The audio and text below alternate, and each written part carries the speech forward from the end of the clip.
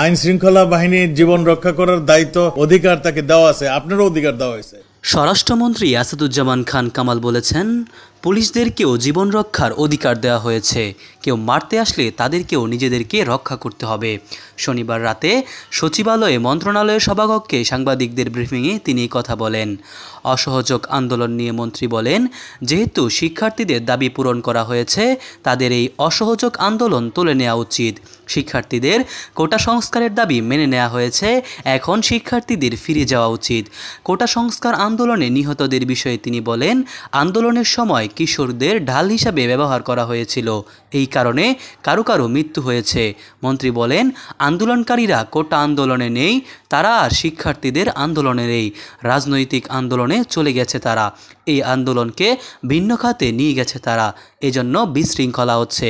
তিনি বলেন, সকল এসএসসি পরীক্ষার্থীদের জামিনে মুক্ত করার উদ্যোগ নিয়েছে সরকার। তবে কারো বিরুদ্ধে স্পেসিফিক কোনো অভিযোগ যদি থাকে, তাহলে তার বিরুদ্ধে আইন অনুযায়ী ব্যবস্থা নেওয়া হবে। মোহাম্মদ সাইম সরকার, নিউজ বাংলাদেশ 64।